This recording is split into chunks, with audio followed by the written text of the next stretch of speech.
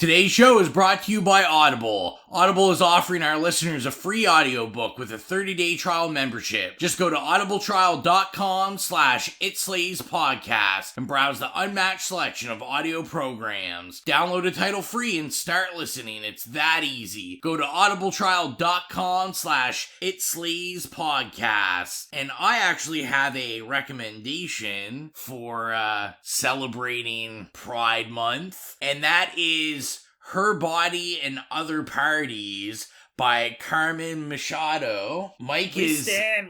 We love Carmen Maria Machado. Yes. I have not read it, but I have added it to my books to read, and it is on Audible, so I could listen to it. She is brilliant, and I think anybody that might potentially be listening to this would probably enjoy her work. It's very gothic and surreal and interesting, and very, exploring, body issues, and, it's just, yes. I'm not gonna say anything, just read it. Read anything by her. Read her short stories. So everyone should check it out. I was sold at psychological realism mixed with horror, mixed with queer writing, so... Yeah, it's very difficult to define, which is obviously kind of a big bonus. If you can't just pin it down, then it's definitely worth reading. So that is our recommendation. Go check that out, and, why not get it for free at audibletrial.com/itslayspodcast, and tell them that Auxilia, Mike, and Rowan sent you. And let's get into the show. We're going to expand our weekly video segment to take you into the back shelves of your local video store, back where it says horror videos, and where kids are devouring some awful films that we call the video nasties. Are you freebasing? Inquiring minds want to know. I have to break free from this culture of mechanical reproductions and the thick incrustations dying on the surface. Fuck the prime time, bitch! On with the new flesh. The pain, I can assure you, will be exquisite. As for our deaths, come with me and be immortal. We have such sights to show you. Gotta return some videotapes. Hello, horror hounds, and welcome to a very special It Slays podcast. I'm colorful Rainbow Rowan. It's Auxilia. Just plain old Auxilia. It's the tacky beaded curtain in your great aunt's living room doorway, Mike. And we are back with probably the most exciting episode I can think of. An exciting month. Obviously, we're recording this a little early because we want to make sure this is out for tip-top of June. But June is Pride Month. Insert clapping sounds, yells, screams. Not like ghastly. Exciting. I was going to be, it's like when Johnny Depp is doing that tape in Nightmare on Elm Street when Nancy's calling her mom, and it's like these screams and explosions and car crashes. We decided to dedicate the whole month. Last year, we only did one episode for Pride, which was the ever-amazing Cruising, the awesome pick by Mike. Thank you. And if you're listening to this and you haven't listened to our Cruising episode, please do, because Cruising is amazing. You won't be disappointed. All three of us love that movie. Which never happens. Yeah, it rarely ever happens. But yeah, so we're giving you all month, all 3 episodes for the month of June are Pride influenced. Well, we're not going to say quite yet what the film is. I mean, I would assume if you've clicked on this, you know what it is, but we won't talk about it till later, because we're going to get into the question, and we're going real thinker here. And I know I'm going to ask this, Mike and Auxilia are going to look at me and groan, and they're like, what the fuck's he talking about? But I want you just whatever comes to your mind, whatever you take the question as. So I think an appropriate question to start our first Pride episode of the month would be what pride means to you. Why is it important to you? And we're gonna go Exilia. Well, pride, we're kind of, capitalizing on it like every brand in the world. To me, it's more about the history of protest, because that's what pride was born out of. To me, it's more about protest than a celebration that it's turned into now, but yeah. I like that answer. Absolutely, yes, and which will lead me to me, which is, it's about saying fuck you to corporate monetization of marginalized identities, and a fuck yes to everything that is countercultural and taboo.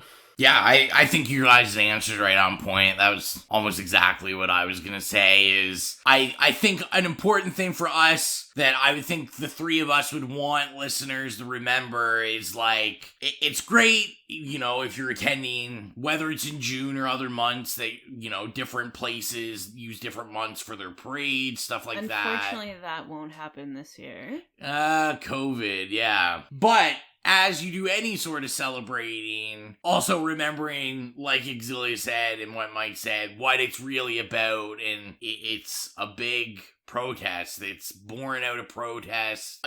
Unfortunately, it's, born out of the realities of, like, brutality and prejudice and oppression, and it's just a big FU. I can't remember if we talked about this last year because it was an entire year ago and I just don't remember. But Rowan and I, 2 years ago, went to New York City and we went to Greenwich Village, and basically we didn't go inside, but we went to the Stonewall Inn, and like across the street from it is a little park, and they have a bunch of statues of the original, like a couple of the original people that protested that night when the police came and raided the place. And was it one of them Marsha P. Johnson? I cannot remember, to be honest. Maybe it's people that were really vocal in like the gay liberation movement. Mm-hmm. Yeah, so they have like these white statues of them, and you can like sit with them, like sit on benches and stuff around them. Sit with them. But, we love sitting with statues.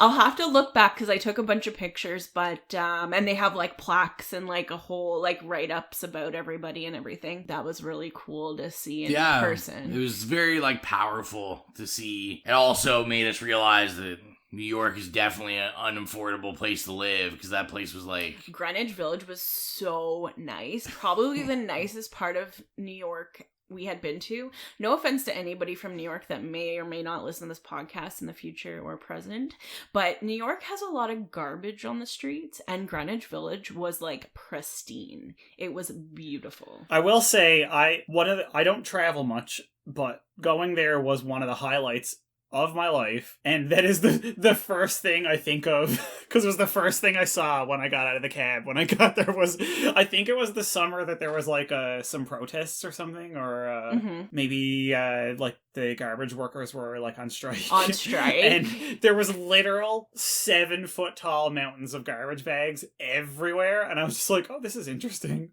But you know what? I was like, it's such a wonderful place. Like, it's magical. It's wonderful. It's super historical. Not the cleanest place in the world, but it's magical in its own right. Yeah, 100%. It's magical because it's not the cleanest place in the world. I love the rats that just like hang out on the tracks of the subway. Yeah, they're really cool, I guess.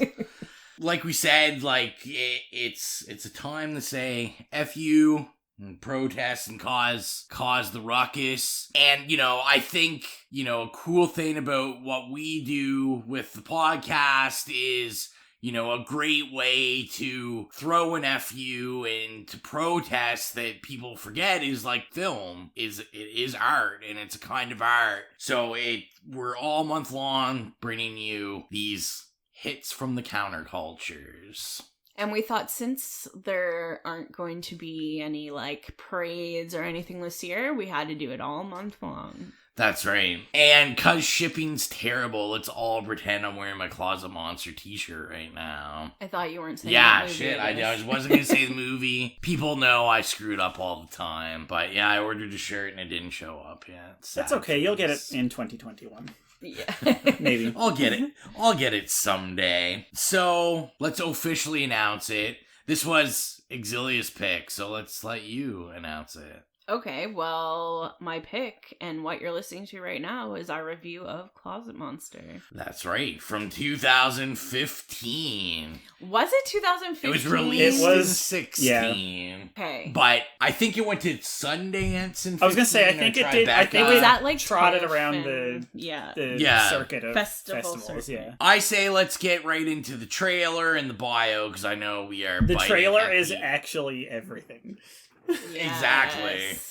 biting at the chomps to get into it. Chomping at the bit, actually. Biting at the chops.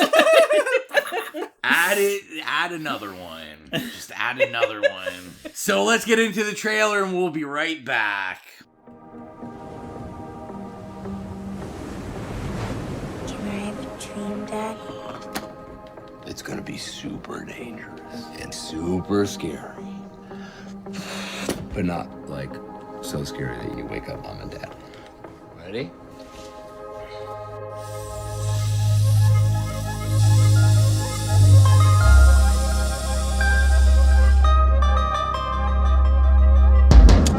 Gonna bake and make your dinner. Be Peter! Oh, hey, Jem. I didn't see you there. You can bring me home the bacon. Chop the wood. What are you thinking about? Some guy from work. So is he into you? I don't think so. Steal my blood and steal my heart. Whatever it takes to get you up. I'm your bitch. You're my bitch. Thanks for the shirt. In my bones and in my soul. Always being your control. Oh, watch it, man. I'm sorry, man. I thought you were my son's girlfriend. Girlfriend?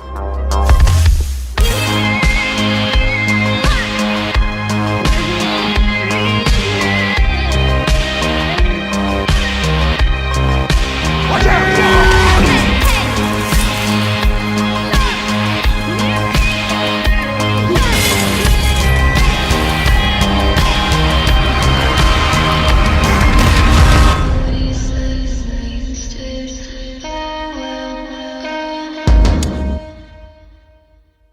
Alright, so that was the trailer. Let's get into the bio. A creative and driven teenager is desperate to escape his hometown and the haunting memories of his turbulent childhood.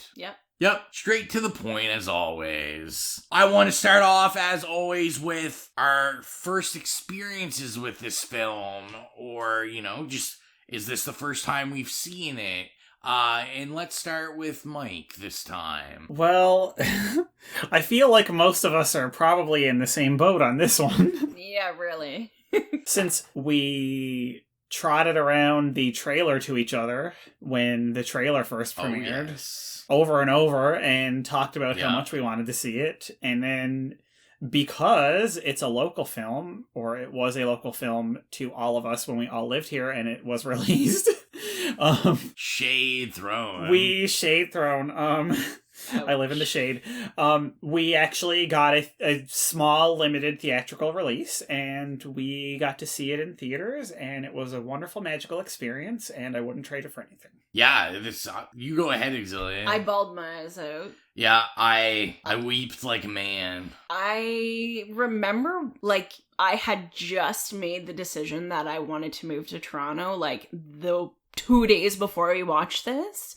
And he, tries to leave St. John's and go to New York City. And when I do this all the time, but I go to the end of the beginning. But when he's on Fogo Island and looking at the ocean, okay, first of all, it's fucking beautiful. That's the most beautiful scenery in the world. It's literally world renowned.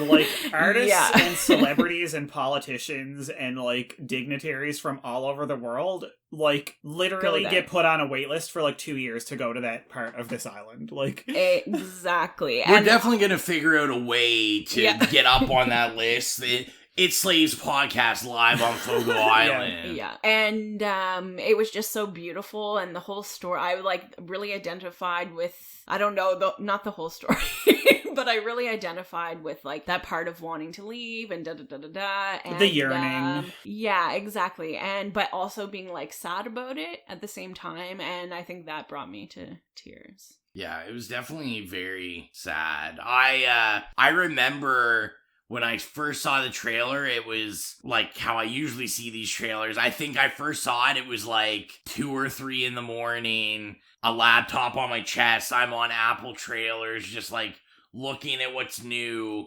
The artwork caught my eye, that color palette on the poster, and I'm like, yep. And then I looked at it, and I'm pretty sure I woke Exilia up, and I was like, you gotta see this. Like, this movie is literally, we have to see it.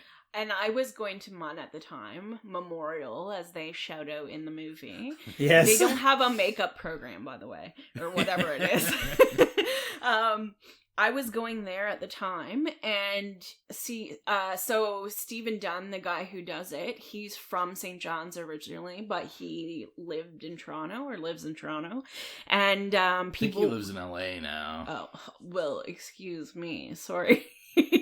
Anyways, he or someone had gone through and put up like a bunch of like legal size posters all over school advertising it, and I like waited in the hallway of the chemistry building until like everybody was gone, and I took it. I still have it, and just waiting to get it framed. Oh yes, girl, and you bought one. You stole one for me too, and I have it up in my living room. Yes. It's one of my most treasured possessions. It's still kind of wrinkly because it's been through a few moves. But, yeah, but like I love it. It's this is a special movie to me, and it was special because you stole it for me. And it's great, and it's just a beautiful piece of art. It really is. It's one of the best movie posters I've seen in a very long time. Yeah, it's gorgeous. So I was happy that because it was a local movie, I was able to take those posters.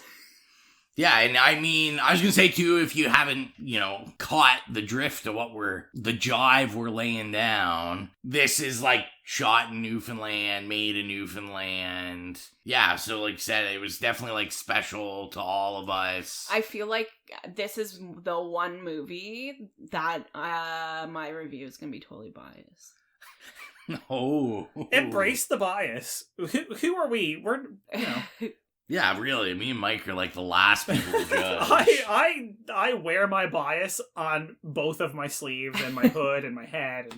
Also, just to preface this, it is a drama, but there are elements of body horror. Yeah, I was gonna say it's very surreal. Yes, and fantastical. Yeah, and he also does like horror makeup and stuff like that. I mean, I'm just using every excuse possible to like pick this movie to review. We just want to hype it up like whenever we can and wherever we can. Exactly. I own this movie because originally when it came out, like it came out digitally. Yeah, there was no physical release. There was no physical release. Well, so we walked out of this and literally on our phones, like went on iTunes and pre-ordered it. Yeah. That minute, as soon as we left the movie, after like when we finally 100%. got our powers of speech back, I remember getting on my phone and going on iTunes and going pre-order. It took like 4 months to come out digitally, but... Yeah. 100%. I think it's the only movie I've ever bought on iTunes. Mm-hmm. But yeah, we bought this, and then I double dipped and like I bought it on Amazon. Actually, not that long ago, just because unfortunately his distribution for physical was like very boutique, like in the States, and they didn't. Like, the prices to get it outside of the States was very expensive. Yeah. So I managed to get it.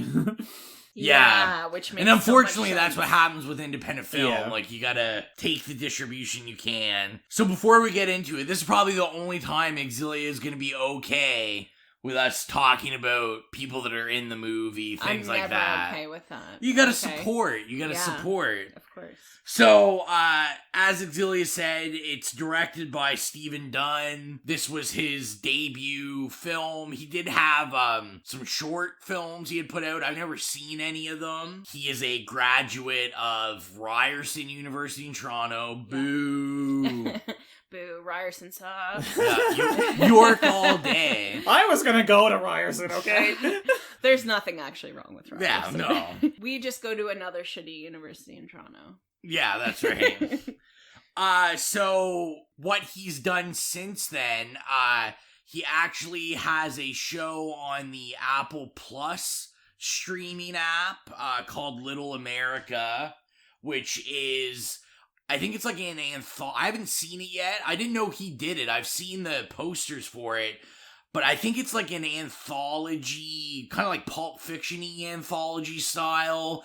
And it's about gay men from Syria that are immigrants and just kind of like their stories. I think it looks pretty cool. It sounds super interesting, so I'm going to check that out. On the interview, on the bonus features, he was talking about how he wants to make a film. Mike, okay, there's a book about it, and it happened in Newfoundland. It's when they had to, like, move their homes on the water. Do you remember?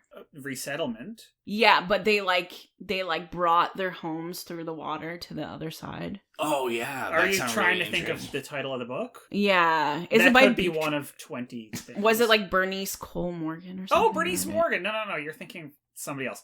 Random Passage? Passage has been done already.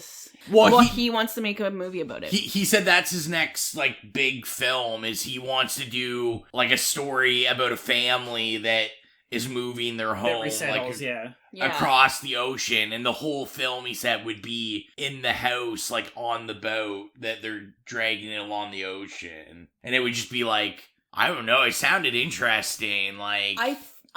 it'd be like fantasy, like fantastical. I might be like completely making this up, but Brad's partner Candace, I'm saying that more so for the people listening, not for you guys, because you know who Candace is.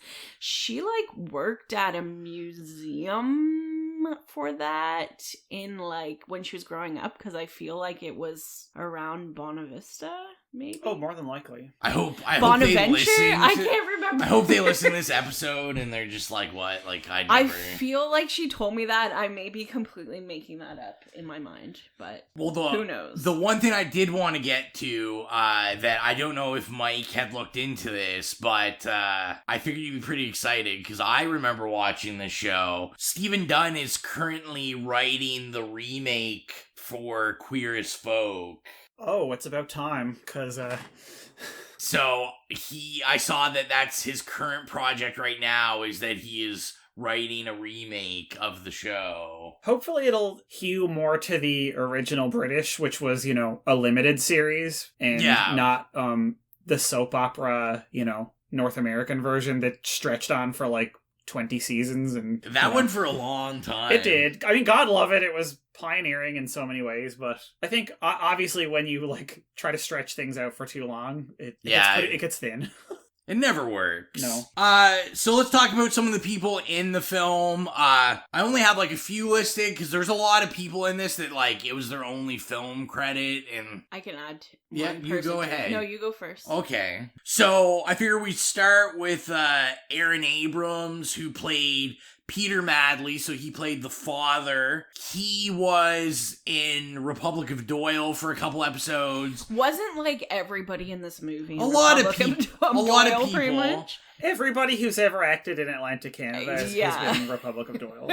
But more notably, he was in like I think 2 full seasons of the Hannibal TV show. Oh, really? Like, I remember him in it. It's so funny that that's what you think is notable, because as soon as I saw this movie, I was like, oh my god, that's the guy from the LA Complex, which was this brilliant but totally bombed TV show that came out probably, like, I don't know, 2013 or so, or 2014, by, like, the producers and creators of Degrassi, and it had 1 or 2 of the people from Degrassi The Next Generation in it, but it was like, it took place in LA, and it was essentially like kind of a 20-something Melrose Place, like but it's like poor, instead of they're all like rich people, it's all like struggling actors and artists and stuff like that, and he was in it for, I don't know, it probably only ran for like 14 or 15 episodes, because it was only like 2 seasons, and one of them was a partial season. But he was in it, and so I thought that was really cool. Oh, well, there you go. Yeah, but it's excellent. Cassie Steele, Jewel State from Firefly. We stand. Next, I had Jack Fulton, who plays little Oscar Madley. He's got, like, some horror cred. He was actually in the Critters Attack movie that just came out. the new Critters movie, as well as he had like a pretty big role in the 12 Monkeys TV show that was on FX. I was like, there was a 12 Monkeys TV show? I know. Yeah, it went for like a couple seasons, and I know it was very like highly reviewed. I just thought that was cool that I was like, I've never heard of this kid, but he was in those things. Then we have Joanne Kelly, who played Bring Madly, the mother. I didn't really recognize anything she was in other than like she's been in Republic of Doyle. But I figured we had to shout her out because she's from Newfoundland. Oh, absolutely. Shout out. Yeah, how can we not? Then someone that people may or may not know. I don't think Mike's very familiar with her. Her name's like Isabella or something. Oh yes, this hack named Isabella Tortellini. Yeah, okay. Whoever she is, Tortellini like the past. I know. I'm just being I'm being a troll. Oh. The joke was here. Exilia's head was way lower. Yeah. Literal legend icon. Isabella queen. Rossellini, who plays the voice of Buffy the hamster, right? Yes. I was like, is it a gerbil or a hamster? No, It's a hamster. It's a hamster. There's a huge list of what she's like known for. My notables I wrote were kind of like newest to oldest. So I had, she's in Joy with Jennifer Lawrence. She's in The Incredibles 2. She's in Death Becomes Her. Just a little movie some horror people may know. Was also in Blue Velvet. Blue Velvet, bitch.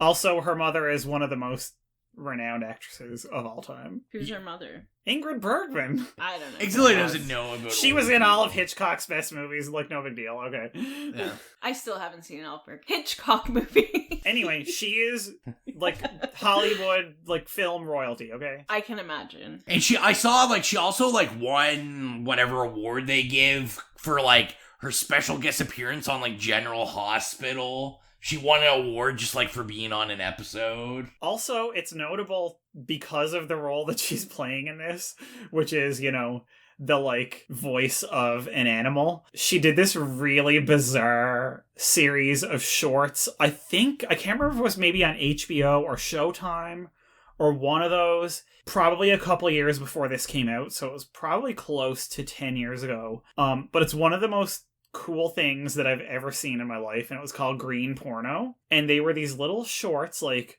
5 or 6 minutes long, and each one, it was about the mating habits of like animals and insects and all sorts of stuff. And she would narrate it in that voice that she has. You know, it's this very scientific explanation, but she would dress up like the animals and act them out. Oh, like she would dress up as like a praying mantis, right?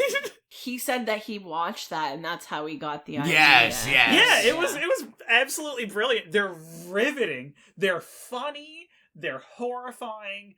It's brilliant. Like her performances in it is like, I don't understand. They should have made an award just for her for this. Yeah, they should have. She was amazing in this. Next up, I had Sophia Banzhaf. She played Gemma. Not a whole bunch. She was in Republic of Doyle. She was also in a couple episodes of Degrassi, The Next Class. You always get a shout out if you're in Degrassi. Oh my god. We stand. I'll insert my person here. So, in the party scene, when they're like doing his makeup and dressing him up and stuff, there's a person with red hair with like blunt bangs and blunt hair. That's Renee. Renee and I and a couple other people did this volunteer thing where we like brought awareness to homelessness in St. John's by literally sleeping on the street in the storm. Oh in the middle of a storm. I think I know Renee.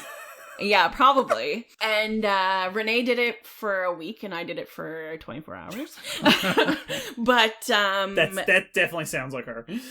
Yeah. So, yeah, it's interesting because on Instagram, their story, like they always have the person who plays Gemma in their like Instagram stories. Okay. Because they're friends. Oh, well, and they both live in Toronto. Next up, second to last, I did this kind of in the most important roles. Next up is Connor Jessup, who gives us our lead character, Oscar Madley, well known for a couple big things, Falling Skies, the countless seasons, like, there was, like, TV movies. I've never heard of that. It was, like, a really big sci-fi show. Oh, okay. Like, science fiction show. I think it was on Sci-Fi as well. I know what sci-fi is.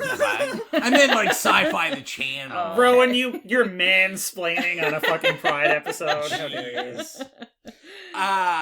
Also, a star in American Crime. I've never seen that, but...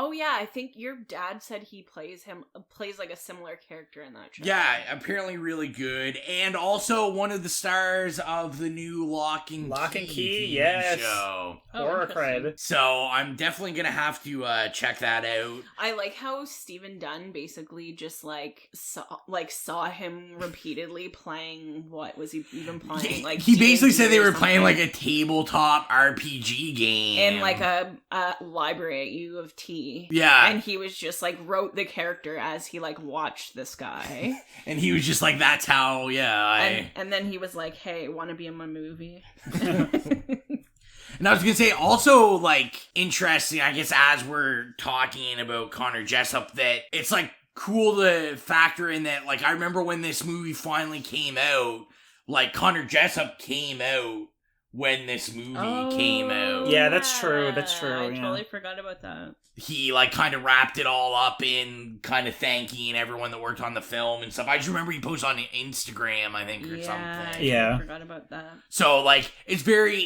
interesting, I think, to think about that he wasn't, he wasn't fully out when they were making this film, and, like, how that might have affected him to then come out after making, in my opinion, just one of the best movies ever. I'll probably only give it a low rating.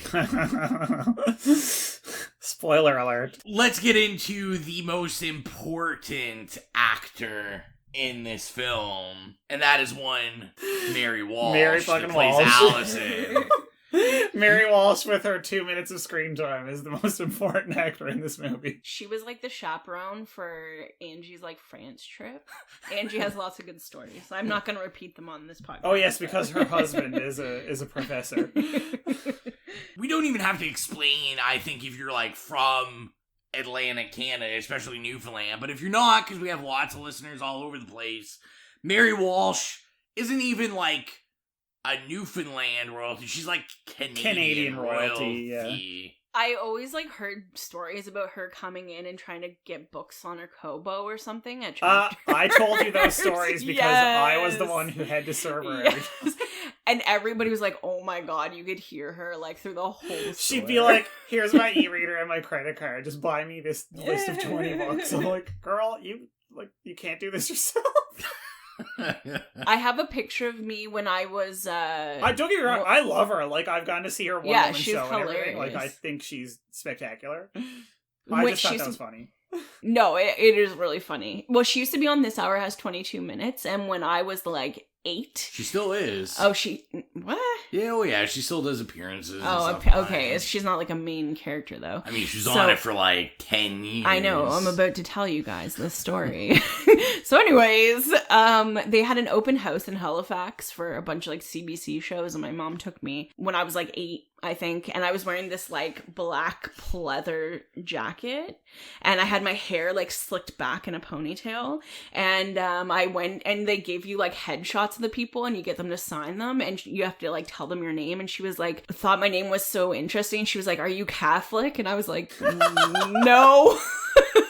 And I just have a picture of me talking. Someone took a picture of me talking to Mary Walsh. It was hilarious. The caption is, are you Catholic? Are you Catholic? I was just like, how do you get that from my name? Like, okay. Oh my god. Hilarious. So, yeah, notable things. Obviously, as Auxiliary said, This Hour Has 22 Minutes. Codco. Everyone recognizes from Codco. She's on many episodes of Republic of Doyle. The Grand Seduction, which I think would probably be a more wider spread movie, because that movie was pretty big. Oh, yeah. I like nationwide and like in the States. And I had to add for Auxilia, New Waterford Girl. Of course. Yes. She plays the mom. of Mooney. I think her name's...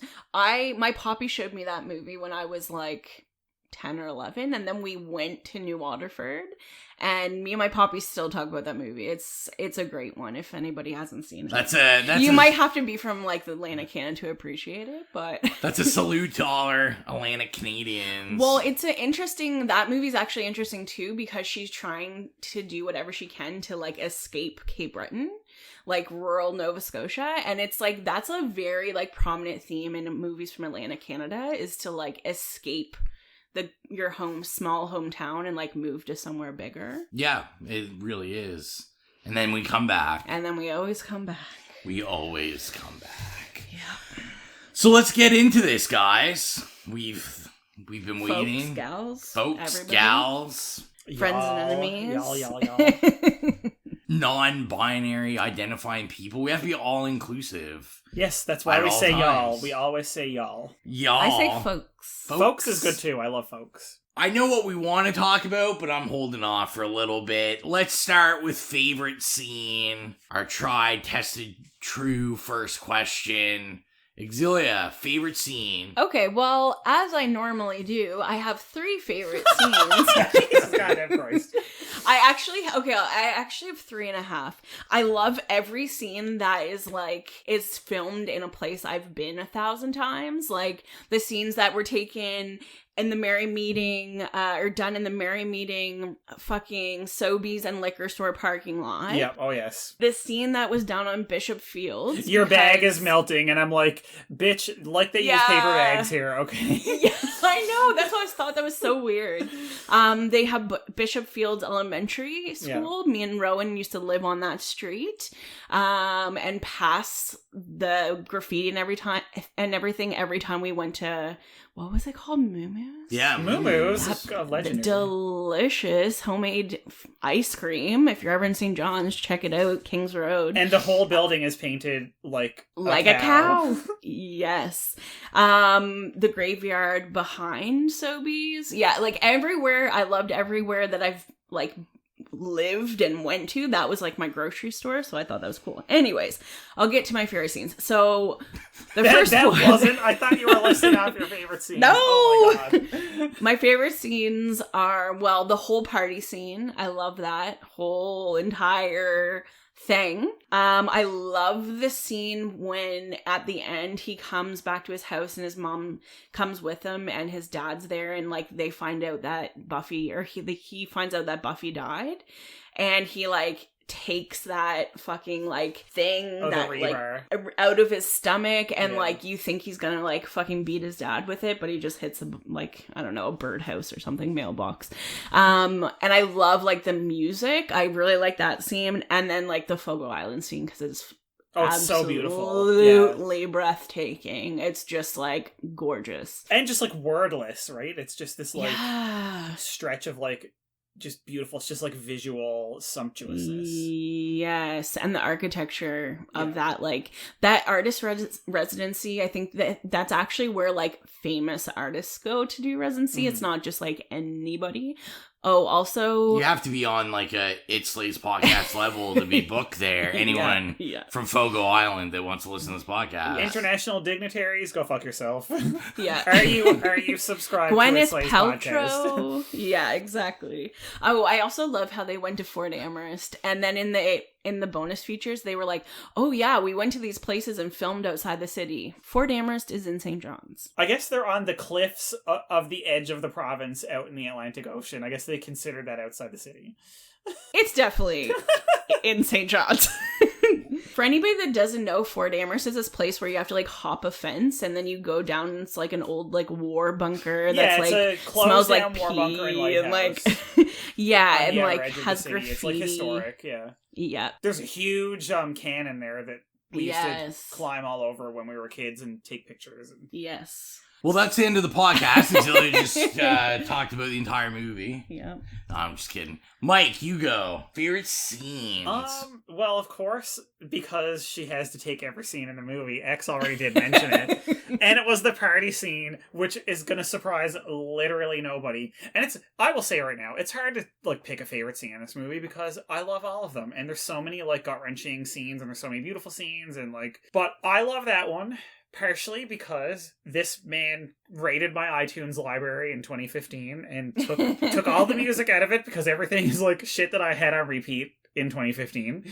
But it was also just so, the colors, the lighting, and it was the like kind of emotional apex of the movie. Yeah. Like that was kind of like when everything came to a boiling point and was spinning out of control. And then, of course, there was those surreal touches of, like him, getting high and like throwing up the bolts and stuff. And it was just everything about it. And putting the makeup on. And they played one of my favorite songs during that scene. And just everything was, like I said, it was... When you're watching it, you kind of like experience that emotional intensity that... Like, and I just thought it was so well done that, like, you kind of, like, are, like, gripped by it as much as the character is falling into it. Mm-hmm. So, of course, that's my favorite. And, like, parties in St. John's really are that fun. They are. And I think, I love that they, like, actually used what a downtown St. John's house would be like. They're very small, and they go up, like, 4 floors. And like, they're super narrow. Yeah, they're very narrow. The stairwells, you can't have 2 people on a stairwell. Like, it's... If somebody's hanging out in the stairwell, you can't get up the stairs. But they go up like 4 or 5 floors, and there's like 1 room on each floor. That is a St. John's house. So I was like looking at that, and the fact that they had to like trot up like 7 flights of stairs to get to the party. I was like, yep, that's 100% a St. John's party right there. Yep. And when Rowan and I lived downtown St. John's, our house was like completely slanted, and that's like they really should have added that in there. And that would have been true to form. Yeah, everything should have been like kind of falling towards the lift. Yeah. And I was gonna say, like, especially if you're not familiar with St. John's or Newfoundland or anything, like some great things to Google search, like the jelly bean houses and like just look at like the architecture and the colors and like the batteries. It's amazing. Like they had a wonderful shot near the beginning of the harbor in downtown. Yeah. And, you see all the buildings, and it's just so historic and wonderful. Newfoundland should be your number 1 vacation spot. But only in the summer. And only when, there's not a worldwide pandemic. Yeah. Ooh, yeah, you guys picked all the really good scenes. Sorry. And listen, I only picked one, okay? I didn't spout off the entire movie from start to finish. I've got 2. My They've favorite already scenes are, and she literally just takes out the screenplay, licks her finger, and starts flicking through every page. Well, page 1 and 2 and 3 and 4. I'm just imagining her reading. She's like, the black credits fade out to a blue sky. I also liked where they worked his Home Depot in Stavanger Drive, and like when they're going out to like smoke weed in the like lumber yard, that's where me and my poppy went and bought wood for like this bed we made for my sister. My turn. Your for favorite scene. Like I said, my 2 were already said. My number 1 favorite scene is the party scene. The lighting, the coloring, we all know. Love it. Yeah, we all know Rowan loves that. The music, it was like, to me, the most gut-wrenching scene. You don't think the most gut-wrenching scenes when they like stick that stuff up the guy's ass? I mean, that is gut-wrenching, but that's to me, literally gut-wrenching. I just think, as morbid as Mike is, that is literally gut-wrenching. I know, to me, it was like, it's just all the emotion, like, the music choice is, like, amazing for that. And I said, we were literally listening to it in the car, like, 2 days ago. And I said to Auxilia, like, I cannot listen to this song without basically thinking about, like, an older man sodomizing you in a bathroom, essentially, while you're on drugs. I mean, he really wasn't that much older. I mean, he was older in that this character was 18. Yeah. So he was probably in his mid-20s. He was like in his 20s, exactly. Yeah. It just, like, to me, because that's kind of just, like, I thought almost a pinnacle in the film, just because that's where he's finally exploring. Well, he lets go, right? Yeah. Let's go. Yeah. Like, he's embracing his sexuality there. And, like, obviously, like Mike said, like, you're really getting, like, the body horror stuff because he throws up the bolts. And then he's, like, seeing the metal rod in his stomach. I also feel, before we go on, maybe, like, I know we don't normally break down the movie, but maybe explain the whole metal rod thing, because, like, that is, like, an important part. Yeah. Not just for the movie, but, like, this movie is based off of true events. Yeah, like, well, like, that's what this represents. Well, that scene. Do you want to explain it? You probably explain it better than me. Well, that scene in the graveyard was actually like a more or less real event, because I actually read a newspaper article about it. So, the graveyard on Empire Avenue. So me and Rowan used to live down the street also from a graveyard there. And, in like 2000, maybe? I can't quite remember. Anyways, a guy was like walking through that graveyard and people like sodomized him with branches. And then actually Stephen Dunn talks about it as well, and he becomes paralyzed after that, and he like ended up killing himself 2 years after. But like that's like based on a real event that like really affected him when he was growing up in St. John's. Yeah, so it was like, it's based on a real hate crime. Yeah. He said there was others as well, but I don't know what they were. Yeah, so I just think that's important for us to point out, like, especially if you're interested in reading any of that, or... Yeah, so basically the rebar, like, signified, like, internalized homophobia. Very academic. And it comes out of him. Yes. Oh. I'm coming out of your stomach. I'm sorry. Well, yeah, at the end when he, like, totally rips it out, yeah, it's like he's, like, finally come to acceptance of, like, who he is. Yeah, and all I was gonna say was that was my second favorite scene, was the end was my second favorite scene where he pulls it out. Yeah. I love that song as well. Yeah. And, like... Yeah, I like how it's like slow motion.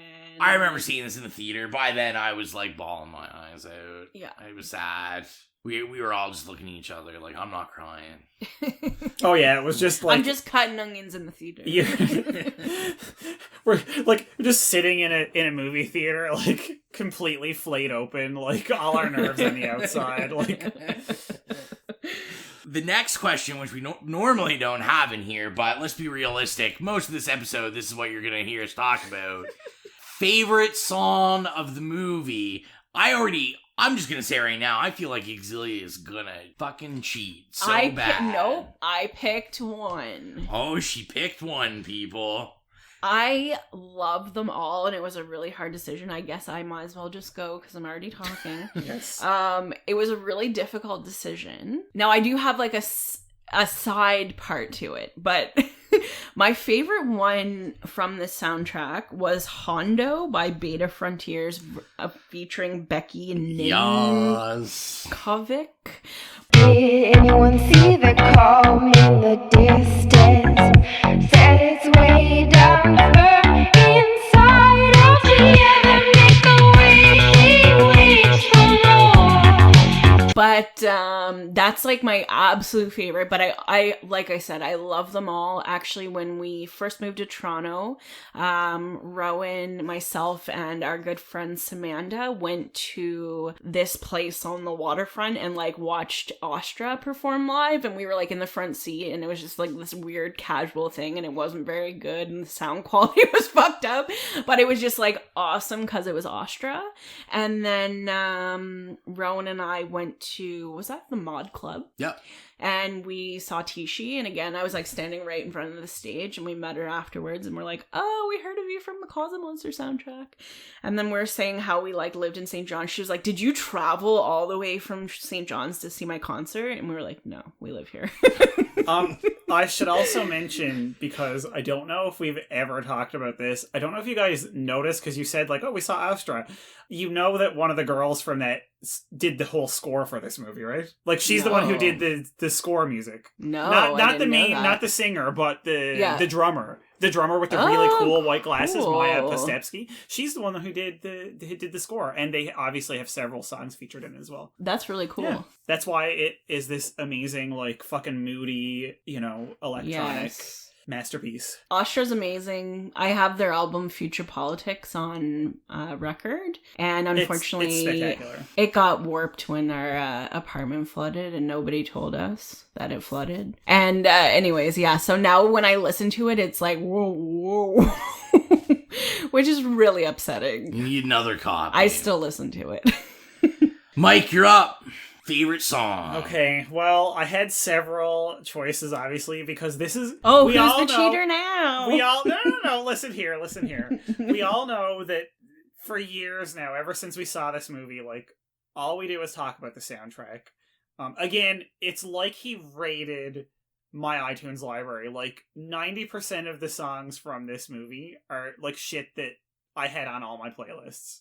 And the couple that I didn't know went on to all my playlists for years to come.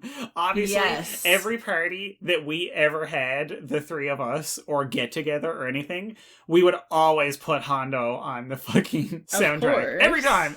Obviously. Every time. So that is one of my picks, but I'm not going to say that. I am probably going to say, and like the Teishi song, I had bought on iTunes before that anyway, so I was already very familiar with it. Shut up. I can see you shaking your head like I'm being a hipster, but I'm not. I'm dancing. Oh, okay, you're dancing. Okay, I'm fine. playing it in my head and dancing. Because you're getting pretty defensive here, Mike. The song that they play in this basically is literally probably one of my favorite songs of like the last 10 years. It has like 20,000 spins on like my iTunes and Apple Music and Spotify. But honestly, if I have to pick one, it is the emotional gut punch of Bitch by Miss Allie X. I'm your bitch, you're my bitch. In my bones and in my soul, always be in your control. I'm your bitch, you're my bitch. Aw, yeah. See, and that was the song that was in the trailer. It was too, in the trailer, and it was and so good. Yep, and I knew of Allie X before this, but one or two of her songs, and it wasn't this one. And then I heard this, and I was like, "Oh my god, that's that girl Allie X." And then she's now one of my favorites. Like, I fucking worship her. So, fun fact that I remember hearing this song, and I couldn't find it anywhere when it first came out. Like, I couldn't get a free copy of it. This is the only song I've ever bought off of Apple. Oh, wow. The first and only song I've ever bought from Apple. So every time I have a new iPhone, like, this downloads on my phone. Yeah. Your first thing is Bitch by Allie X. Yeah.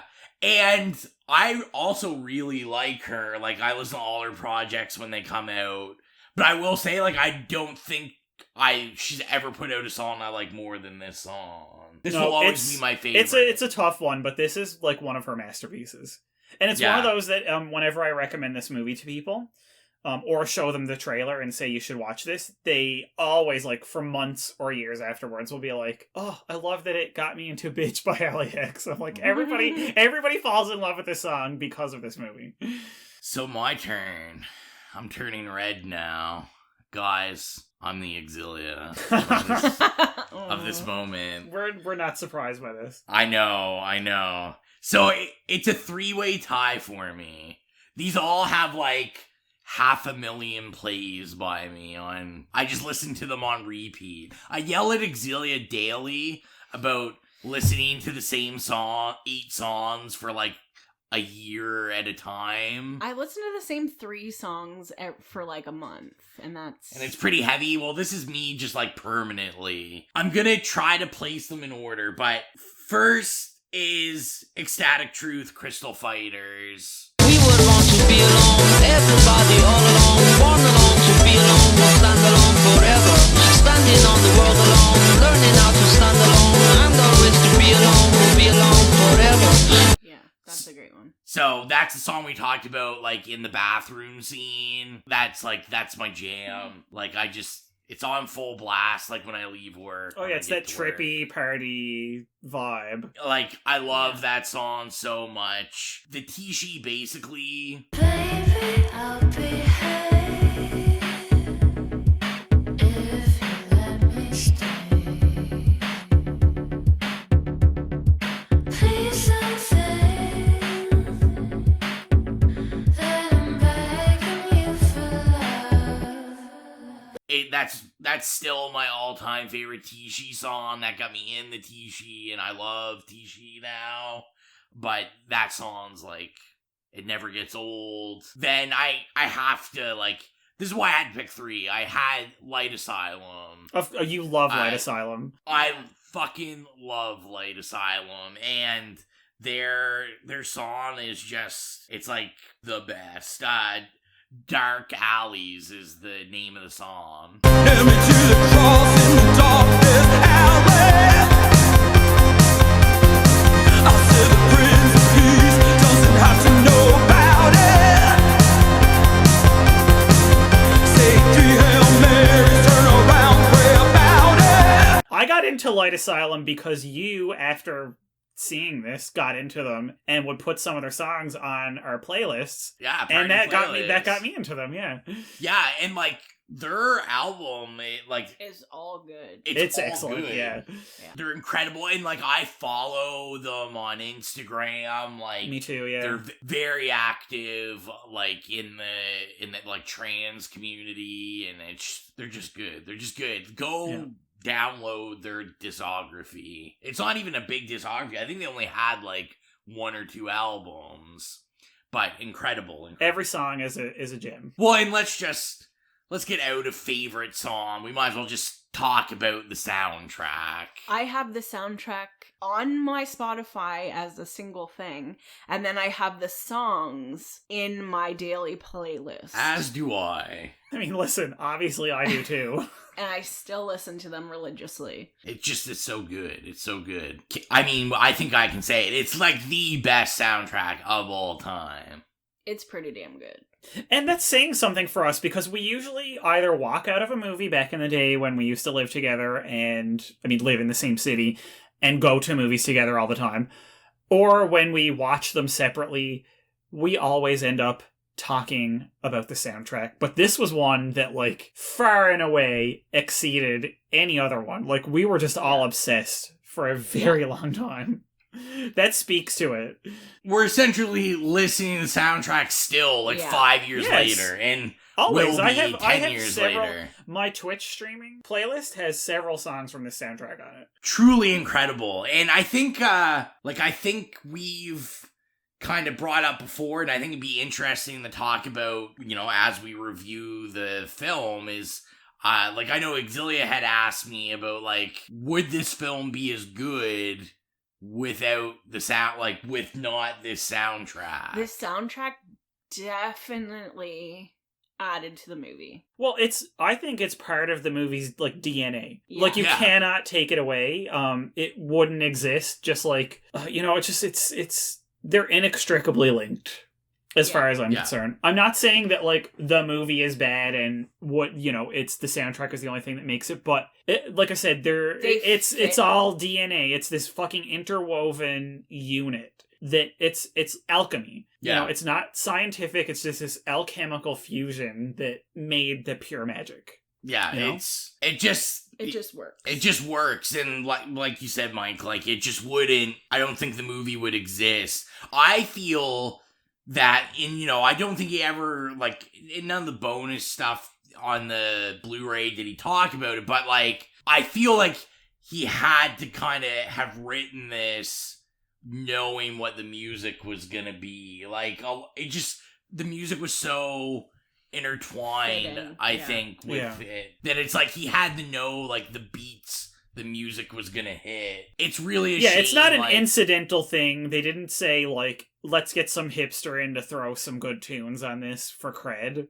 Yeah, absolutely not. It's really, and I mean, I don't know the legalities of all this, but, like, it is a crying shame that this is not on vinyl or something. Yeah. Like, as a collector's item, because it is an amazing collection of songs I can't even really think of a bad song on the soundtrack. There isn't. It does not exist. Like, there's no bad song on this. Even the ones that are just fantastic. Yeah. Like I said, even that score. The score is fucking brilliant.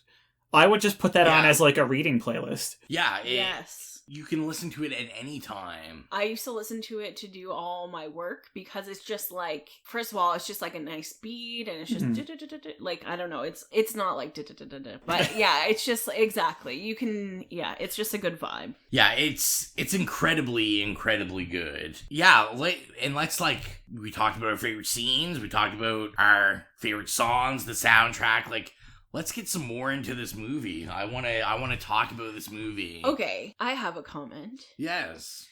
When Oscar comes home and his dad's there with that girl or woman with the curly hair that made the brownies, his dad is drinking both milk and beer. That just sounds like the worst combination in the world. That's essentially like something that they would have given the character in Heathers to make her throw up. Yeah, like milk and orange juice, milk and beer. That is 100%. Like, that is a vomit, a heartburn, and all of the above waiting to happen. I was more disgusted that he was drinking beer while eating brownies. I feel like that's a bad combination. Okay, and I also want to talk about how I couldn't figure out whether they were, like, magical brownies or not. I don't think so. I didn't think so, but I also was like, brownies. He seems really out of it, so I guess he was just drunk. Definitely all-time worst dad, possibly. But I always feel bad about saying that, like, and I think that's what, like, this film did so well with the story, because, like, as shitty as the dad is, like, he does, like, have, like, this sympathetic side. Oh, yeah, he's where, he's a very complicated character, for sure. Yeah. And, he's not a one-note deadbeat dad. Yeah, like, Stephen Dunn did a great job with the characters, like, making them, like, very real and very interesting and, like, complicated. Like, nothing was absolutely terrible or absolutely picture perfect. Like, we saw everyone with their faults and they were just kind of out there. I can say something that was terrible. Okay. His makeup skills. Oh, yeah. I wasn't a fan of the portfolio. I mean, fair, but for a youngster from St. John's, yeah, you're like... That was another thing, because not only had I decided that I wanted to move to Toronto, but me moving to Toronto, like, totally was, like, hinged on getting into grad school there. And, like, kind of like how when he wanted to go to New York, it was, like, totally based on getting into Joe Blasco. I don't even know if that's a real school. It doesn't sound it was like all your eggs in one basket right here. Exactly. Yeah. Yeah, it definitely... It just worked out for me and not for him. I don't think it's a real school. No, I don't think so. So, I mean, and he chose not to take the fantastic makeup program at Memorial. I just found that so awkward. You're like, what makeup program? Damn it. I didn't take that. I did want to talk about the mom as well. Like, I really liked her. I really liked the mom. Like, what a sympathetic character as well. Like, just in this, like, shitty situation. And, like, having to really kind of put yourself in her shoes. 'Cause, I mean, like, at first... you can almost be angry because, like, at first you kind of feel what he feels as a kid. You're like, she's, like, abandoning him in this shitty situation with his dad, which is just, as we progress, is shittier and shittier. But, like, it's, like, terrifying thinking how she would feel in that kind of relationship and how he is as a person. As a child, though, but besides hearing them fight, it didn't seem like his dad was like that, like their relationship was that terrible. But as he got older, it was. Yeah. But obviously their relationship, like the mom and the dad's relationship, was bad. Yeah, it was not good whatsoever. I find it, hard because obviously I can't really comment on how this is as a coming of age and coming out story just because I'm not that person, and I don't live that life. So, but to me, like, I would think this is like a fairly realistic portrayal of like all the intricacies of it, like dealing with family, especially family that may harbor like homophobic views. Like the dad, obviously. Yeah. And it's like one of those complicated things, that I think is definitely an issue in a rural area of, like, even if you want to be open-minded, if you're in a rural area and you're, it's not usually as open-minded. So it's also like that protection aspect where, like, you could see with the father, and that's why I was saying to me it was complicated with the father, where the father's telling him as a kid, like, he needs to cut his hair. Yeah. And, you're thinking, oh, like, this fucking homophobic dad. But at the same time, he's watching on television about this teenage boy being brutalized and sodomized because he's gay. And then it's that aspect of, like, I don't want that to happen to my kid. I feel like it doesn't even cross his mind that it would happen to his kid. I feel like heteronormativity is so, like, deeply ingrained in his dad's, like, psyche. He thinks Gemma's his girlfriend. When he's a kid and he has the balloon on his head, when he's dreaming, he's like, oh, there's gonna be, like, all these sexy ladies. Yeah, he tells him to cut his hair.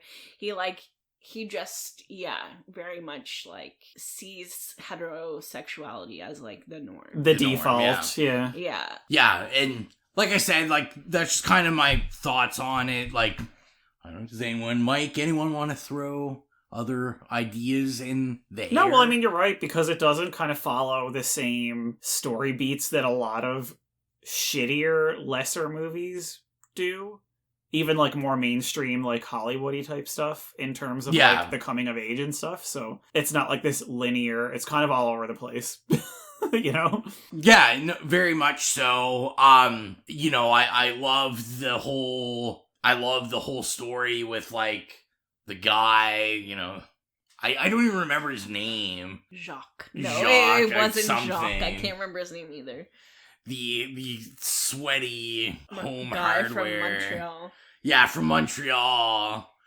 Like, I love that part of it. What was his name? I can't Oh my god, it's on the too, tip of my tongue. Oh, I can't believe I gotta look it up. Yeah, we'll definitely... Wilder! That was it. Yeah, Wilder. Was it? Or was it, like, Wyatt? No, it was Wilder. It was Wilder. Because I remember I kept thinking Van Wild for some reason. Okay. But yeah, Wilder.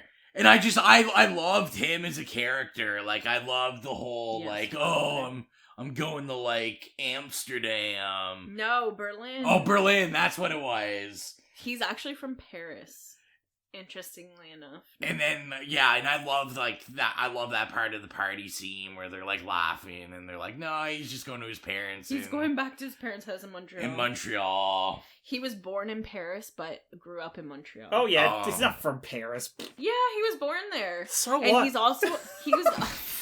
not from there, he was just born there. He's also a singer, because randomly, one time on Spotify, there's a song came up, and it was by him. Oh, and I was like, what the hell? That's interesting. Yeah. But yeah, like, I love that whole beat. I did laugh. I need Mike's sassy opinion on this. Okay. I need Gemma kissing Oscar. What's going on there? Did she know beforehand? Do we think she knew and she just went she for the absolutely move anyway? knew. They're still teenagers, and she was of course partially in love with him, even though she knew. She was asking to be embarrassed, I feel. Oh, I mean that too.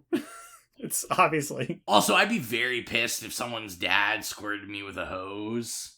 Oh, you mean you wouldn't be there with, like, your t-shirt on, going like, oh yeah, spray me down. You're there like wet t-shirt. I should have put that as my favorite scene. I fucking love that scene where he sprays and it's actually Wilder. Yeah. And then he does the whole like, oh, I thought you were my son's girlfriend. He's just like, girlfriend. Yeah. I love it. I just love the face that he makes. And it's just, like, oh, this movie's so good. So good. Also, the guy who plays the guy in the bathroom, at the party, his Twitter picture is a picture of him with a red hat that says "Make Donald Drumpf again." I just noticed that when I was looking John up the Oliver other guy. hat. Yeah. Yeah, John that's funny. Oliver. That's super funny. It's so random. Does it say how old he is? Does it say he's an old man? No, but I can look. I mean, he's definitely younger than we are, but that's okay. It doesn't say I his just age. felt he was older, guys. He was probably like 25. I felt like he was like 30 He something was a at good least. 8 years What the younger than fuck are you on? You didn't even take those pills from that party, and you're already like nonsense. I'm just saying, guys. I'm just saying. So another question I wanted us to kind of collectively answer as we go through these Pride movies that are movies we've picked for Pride Month is like, why do we feel this is a good film to represent the month, to watch during this month? And maybe not as cliche of an answer as like, well, it's like coming out story. It's from Newfoundland. It's fucking awesome. The music's awesome, and it's a coming out story. I truly don't know what answer you are expecting or want from this. I feel like, yeah, it was going bad. Of all the movies that we have slated, this is the most obvious choice, in a way. Well, yes, possibly. I was going to say that I feel if people are, for some reason, listening to this and haven't seen it, I think it's a great representation from a rural perspective, which you don't normally get. Which is interesting, because, like, yes, Newfoundland is rural, but St. John's is a city. Let's be realistic. Atlantic Canadian perspective. Yeah, and like St. John's isn't like Toronto or we're not dealing with like cruising. Okay, no here. other city in Canada is like Toronto. I know that, but I'm saying like we're not dealing with like a movie that's A from throbbing, packed metropolis. I understand what you're saying, yes. He knows what I'm saying. Yeah, St. It's John's not LA. is It's not New York. It's the biggest like city in the province. It's not but one it's, of the yeah. biggest cities in North America. I'm saying like a Hollywood film it would Yes, probably yes, be in a yes. big center, yeah. and those tend to look the same Yeah. and feel the same, where this is giving a different perspective. And I really like how, okay, this is going to come across really terribly sounding, but I like how it wasn't like stereotypically Newfoundland. No, I knew you were going to know say what I that mean? because every time I recommend it to somebody or show it to them, they say the same thing. It's just nice to have, like, because while there are obviously, like, a lot of really great artists, like filmmakers and musicians and writers and blah, blah, blah, you know, the canon of art from this area does tend to fall into, like, a couple of categories, and one is either, like, kind of very much focused on the, like, cultural history and impact of, you know, like, fishing and like resettlement and things like that, obviously, that like, you know, reverberate through generations, or this kind of like veering off into something completely unrelated and that just does not even acknowledge the kind of like current or past cultural conditions. And this is kind of like a nice, it kind of sidesteps both of those extremes. It's really modern because, like, to me, yeah, like, I agree. In Newfoundland, it's very much either, like, quite traditional in terms of, like, music and art and stuff, or it's, like, Donnie Dumphy. Yes. And basically, this is, like, just very modern. The people in this movie, you know, could have been people that we all hung out with, like, they're just young people that live in St. John's. Yeah, and they're relatable. Yeah, absolutely. It's just like almost like just a slice of life. Yeah, and a slice of life that you don't generally see with much representation. That's, I guess, what I was trying to get at. Yeah, exactly. Yeah, I definitely agree with that. It's refreshing to see something non-traditional, like you said. Non-traditional, but I think traditional for a younger generation, because I think about, like, us all in St. John's and stuff, like you said, like, I mean, really, all the people that we hung out with, this was it. Yeah. So, like, I feel maybe a younger generation of Newfoundlanders, but also, like, from, like, in St. John's could identify with this more than... Yeah. something that would be like stereotypical Newfoundlander. Yeah. And they don't rely heavy on like a heavy accent or anything like that. I don't even think anybody has an accent in this movie, actually. Yeah, no, not really. Well, and honestly, in St. John's, most people don't really have an accent. I mean, people forget, like, it's a university city, too. There's lots of international people, yeah. International, and we were transplants, like... And there's a lot of people in St. John's that travel to Europe because it's so close and, like, you know, accessible, and are especially younger people, and they're becoming a lot more worldly than they were, like, say 50 years ago, probably. Yeah, no, exactly. Do we have any other beats we want to hit? Notes, people, notes. I'm really my one note was beer and milk ?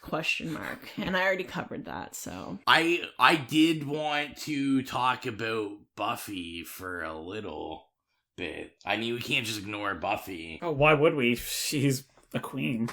Yeah, Buffy, amazing. Obviously, kind of comic relief in the film, especially when Wilder points out that Buffy is not a female hamster. It's actually a male hamster. Which is great, because then at the end, she's like, Buffy's like, oh yeah, I've been replaced like 5 times. I've actually died all these times. I've just been a new hamster. But I thought it was also great commentary on, you know, identifying, and you can represent yourself as a woman if you want. When I like how Buffy, after Wilder says that, and then Buffy's like voice starts to like change, and then it's like being confused about their gender. Yeah, and then returning back to normal. Well, to what they like identified as before. To keeping her female voice. Yeah. Which I thought was great. And just, you know, interesting, because obviously, you know, as you watch it, like, we know that Buffy is just really a reflection of his inner monologue to himself. Right. There's no talking hamsters in real life. Sadly not. Speak for yourself, guys. Mike has all the Isabella Tortellini, as he says, talking hamsters. But no, like, I thought it was just a great vehicle in the film to, like, create that inner monologue. It was, like, very unique. Yeah. And like, it just really, really worked. That's a sweet treehouse also. Yeah, that's one of the notes that I had. Amazing. I was like, bitch, that fucking treehouse in St. John's, Newfoundland, and they're just like lying down in the bed and it's raining out. It would be fucking freezing. Everything would be covered in frost no matter what, even in the middle of the summer. It is so fucking cold here. I did not buy it for one goddamn second. There was not one scene with wind in it. Anybody that's ever been to St. John's knows that is entirely unrealistic. It is the windiest place I have ever been in my life. When I'm living in Nova Scotia now, and I forgot that there's wind. And then, yeah, Newfoundland's like... Stephen Dunn, you've been caught. Stop lying to the people. No wind. It's also like out the wind. Well, besides that one day, it's sunny every day, and I'm like, also incredibly unrealistic. Mike's mad. Well, no, I mean, listen, the number of days that you can ride around on your bike in a t-shirt are like 3 per year. And even then, it's really windy, so you're riding around in your t-shirt because it's summer and you want to like dress down, but you're fucking shaking because you're so cold, but you're... Yes. And people listening that don't live in Newfoundland, like, really need to understand, like, I know living in Newfoundland, like, it was literally, like, the minute it hit, like, +2, I'd be like, well, time to wear shorts. Summer has started. The worst thing, even if it's 15 degrees, it's so windy that it's, like, freezing. Yeah, it could be 15 degrees out, but you still need to put a sweater on because the wind is going to blow you away. Yeah, that's what happens when you live in the North Atlantic. Yeah, pretty much. Yeah, important moral if you're gonna move to Newfoundland. Yeah, if you want to live in the North Atlantic, be ready for the wind. Yeah. Was there anything else we wanted to talk about with this film? Have we said everything we need to say? There's no saying everything we need to say, but we need to kind of like close the book on it at some point, right? Or we'll just keep rambling forever. Wait for Closet Monster Part 4 to be released as we just continuously talk about it. We might revisit it next year. Yeah. Why not? We could just every year. This is the goddamn movie you're getting. Just fucking accept it and move on. So, then our final question, as we always ask, is it scary? Mike? Well, I mean, obviously this is not, like, a horror movie as such, even though it's got that, like, kind of weird, surreal, gothic, fantastical elements to it. But there are elements of it that are horrifying. Like, his whole kind of, like, malaise over being, like, unmoored and not knowing what to do with himself and having his plans completely upended is kind of horrifying. Like, X was saying, like, you know, you put your eggs in a basket and then that basket gets fucking ran over by a fucking transport truck. Obviously, that's horrifying. But also, you know, the flourishes in it, like, that scene at the beginning, like you were saying, the hate crime with the rebar pipe, that if that does not make your hair stand on end because it's absolutely terrifying, I don't know what will. Yeah. And it's filmed so artfully, like it's not exploitative at all. You know, it's not like some schlocky 70s, you know, like one of Wes Craven's first films or something. God love them. But you know what I mean? It's very, like, artfully shot, especially for, like, a first feature, but it's fucking terrifying. Yeah. And the fact that it keeps getting the motif, then, of the rebar that keeps getting replayed over and over and over. So even though they don't revisit that scene that much, I mean, they do a couple times, but it does keep getting called back by having that pipe emerge or, you know, something kind of related to it. So the horror, that horrific scene does reverberate and ripple throughout the whole movie. So in that way, it's got a scary element. Yeah, 100%. And hate crimes, like... Yeah, I totally agree. It's not like a, like, horror movie, but, Well, it is... when it comes to homophobia. Yes. Yes, but it's like we always talk about stuff that's more true to life is actually, I find, more scary. Yeah, I think we all agree on this, and kind of what we had talked about a little before, like, it is, you know, especially if maybe you're born and raised or currently live in, like, a more rural area or a smaller city or not on an island. On an island, like, it is scary because there is lots of closed-minded people out there, and as we stated at the beginning, like, this is based on real hate crimes, so it does have that scary part to it. No jump scares. That's the best way to put it. Yeah. And I think this would be an appropriate time before we get into the rating. We're not going to do it in this episode, and it will only come up when it can, but we did, not even Mike knows yet, introduce, just talk a little bit about Exilia's new segment we're going to see on It's Slays podcast. So, I came up with a segment. Anytime me and Rowan or me and Cecily watch, like, a movie or TV show that we like, we always have to Google, like, what character from blah blah blah are you? So, oh my god.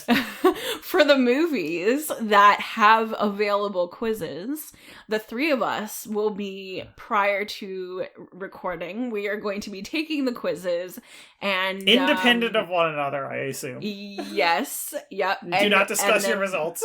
Exactly. And then in the segment, we'll discuss what character we got. I thought it was a cool way to kind of integrate our personalities with the characters and the movie and stuff.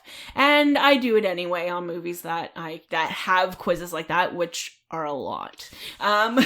So yeah, I haven't come up with a name of a segment. If anybody has a suggestion, let me know. I absolutely love this, and I'm going to say right now that one of my best friends who is in information security, if he ever heard this, he would, like, his skin would just jump off his body.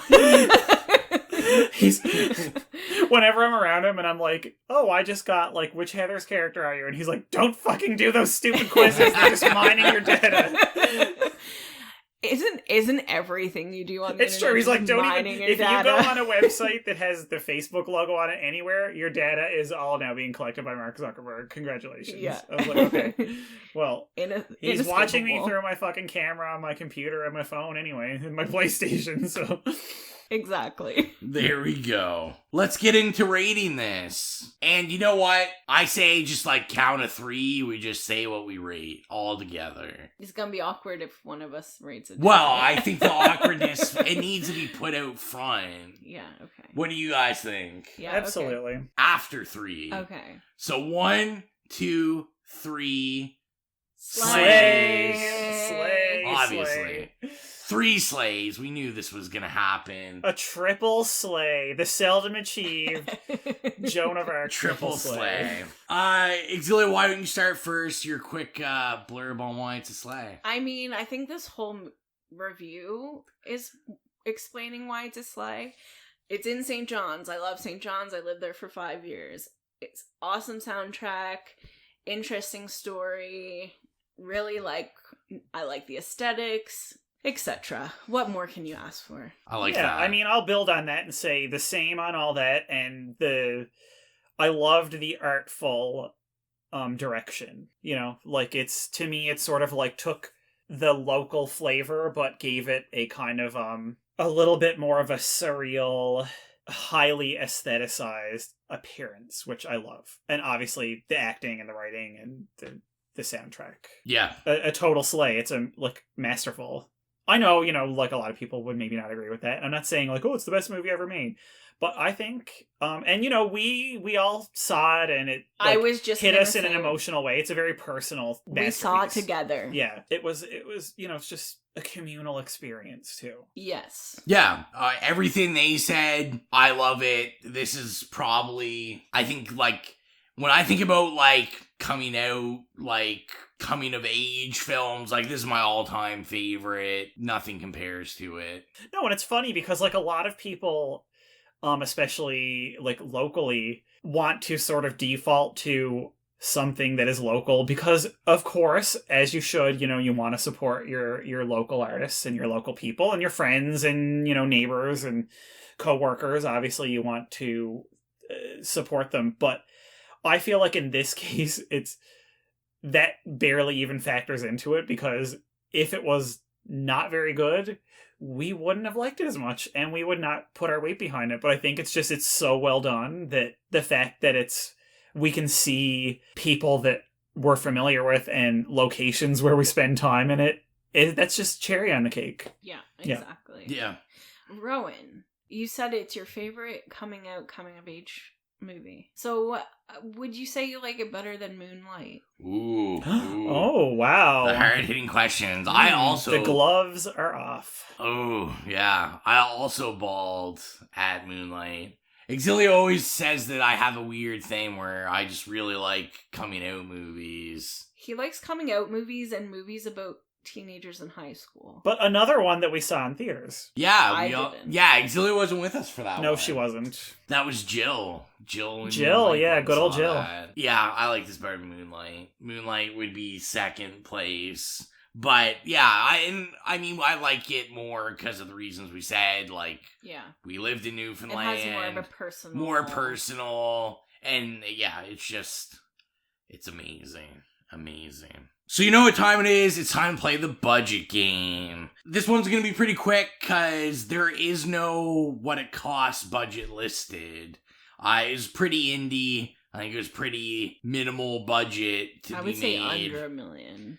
Yeah, I'd say. I was thinking like $1 million. I was gonna say $1 million. I was thinking like 700,000 or 800,000 maybe. And like I know he got grants and stuff from like Canadian government and a bunch of stuff. Well, because in Canada we have that arts. Yeah, we fund our arts grant. Yeah. But I do have the figures for what it made. So, Mike, what do you think it made? I don't know, $100,000. All right, 100,000. Exilia? It's hard because it was a limited release, but also it got really popular and was played like several times in like New York and LA and stuff. Maybe like 800,000. 800,000. So Michael, take this. It made $42,360. No. It had a pretty small Good release. thing we went to see it. Its opening weekend. We contributed about $40 to that. Yeah.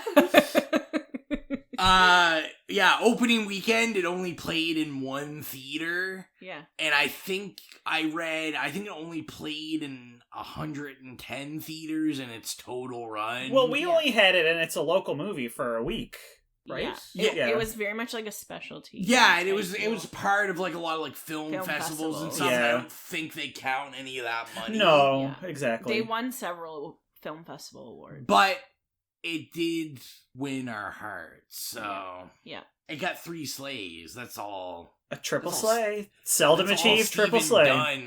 Dunn cares about, I hope, is the triple slay. The most important review in Atlanta, Canada. Stephen Dunn, please gift us each with a vinyl of this soundtrack. Yeah, make it, press it yourself. Yes, exactly. I'm saying, literally just commission a limited 3 disc pressing, please. This is the part of the podcast where I have to do some shameless promotion. We just wanted to make sure you know about our Patreon at www.patreon.com/itslayspodcast. There's lots of tiers there. You can get anything from shoutouts. Not crying, but tears. Yeah, not tears of crying, but tears of joy. Levels. Tears of joy. You can get shoutouts. You can pick a movie for us to do. We just recently did The Witch. We also did Evil Dead. So you want to pick a film, whether it's good or bad, we will watch i.e. that shitty one that Cecily picked. Yeah, love you, Queen. Exactly. Love you. I always forget about Cecily's Most one. likely to die. Most likely to die. I need the return of a Cecily pick and her guest starring on this. Yeah, we're definitely gonna have to work that out. Yeah. But yeah, just check it out. If you feel like supporting, hit the support button. Support the show. It helps us with upgrades and to do cool things. Get bigger tables so Auxilia doesn't drop pens and make loud noises. That's never gonna happen. Yeah, you can give her $1 million and that's not gonna happen. Auxilia's a mess. You should see this setup. I'm in a wicker chair with a cushion that I bought for $40 from IKEA, tucked under this tiny little table that I bought at a thrift store, also from IKEA originally. What a damn hipster. And this is all a roundabout way to just end it by saying go to It Slays Podcast. .ikea.com. Go to Patreon, support us if you would like. That would be amazing. Also, when this comes out, we will actually finally have our first Patreon exclusive episode out, as I am working on it right now. As we record, not as we record, but when we're done recording, where I, Rowan, will be going through my list. I recently rewatched all the Halloween movies, and I have rated them from my least favorite to my favorite, and I'm going to be talking about them and giving you that list. I'm still working on my OC podcast. That's going to be on the Patreon. Still in the works. Totally unrelated, but... still. My last couple plugs is always our Spotify playlist. It's called the It Slays Podcast Horrific Playlist. We have music. We've added things. I feel like we're probably going to add music from Closet Monster now that we reviewed it. Yep. And just great horror movie music and just music in general that has to do with the podcast. So check that out. Also, follow us on all our social media. It Slays Podcast on Tumblr and Instagram and Facebook and Twitter. And last, just if you're not subscribed to us on iTunes and use iTunes, please do that and leave us a rating and a comment, because we'll read your word review on the show. And it helps bump us up and get us seen on the ratings. It also makes us feel better about ourselves. Yeah, we just want to feel good about ourselves. Validate us, please. And our last thing is to announce our next movie for this wonderful June Pride Month. And this is a Mike pick. So, Mike, please let us know what we're going to be reviewing. Absolutely. It is another slightly offbeat choice, and it is the wonderful, spoiler alert, 1994 early Peter Jackson movie, Heavenly Creatures, starring, for the first time, Miss Kate Winslet. I'm excited to watch this. I've never seen it, so I definitely always am excited to see something for the first time. Everybody should watch it. I think that's everything. So, I mean, always be, but especially now, you're listening to this, Pride Month is beginning. Enjoy the month. But make this month all year long. Why not, right? Let's just go hard all month. And watch as many LGBTQ plus films that you possibly can.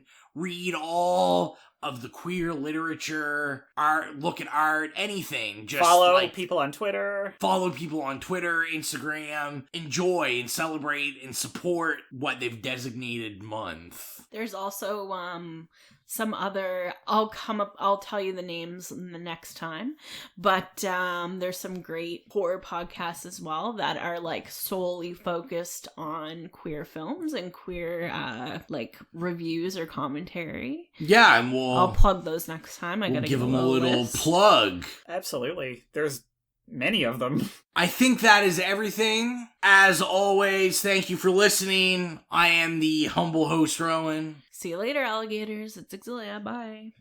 It's Mike. Bye.